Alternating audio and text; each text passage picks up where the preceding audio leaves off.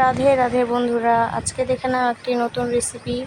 তো চালের আটা প্রথমে গরম জল দিয়ে এইভাবে খমির করে নেবে, তারপর এইভাবে বেলে তোমরা চাইলে ছোট সাইজও করতে পারো বা বড় সাইজও করতে পারো। তো আমরা দেখো একটু বড় বড়ই করেছি রুটির মতো। তোমরা করে তারপরে তোমরা যে কোনো তরকারির পুর দিতে পারো, এখানে ডালের পুর দিতে পারো, আলুর তরকারি করে পুর দিতে পারো, বাঁধাকপি দিতে পারো, ফুলকপি আলু দিতে পারো। এই দেখো এইভাবে দিয়ে নেবে আমার মতো। খেতে খুবই ভালো। অনেকে এগুলো দুধ দুধ দিয়ে খায়, তো ভিতরে নারকেলের পুর দেয় বা ক্ষীরের পুর দেয়। তো আমার তো এইভাবে ভালো লাগে।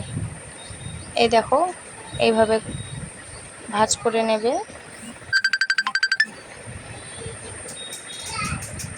এই দেখো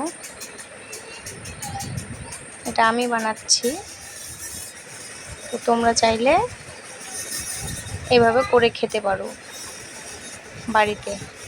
এই দেখো বানাচ্ছি আমি কত সুন্দর করে। আমার অতটা ভালো হয় না, অনেকের এর থেকেও ভালো ভালো মানে ডিজাইনটা হয়। আমি যতটুকু পারি ততটুকুই এভাবেই চেষ্টা করি।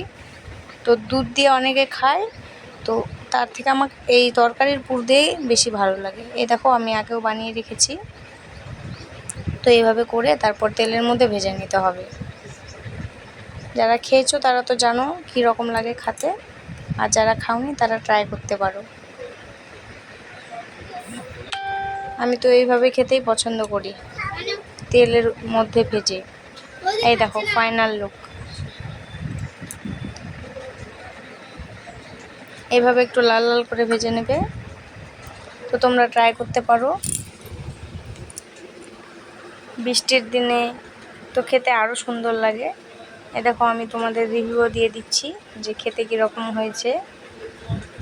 তো আমার কাছে তো ভালো হবেই, কারণ আমার ভালো লাগে খেতে। এই দেখো আলুর তরকারিটাও একটু করে মুখে যাচ্ছে।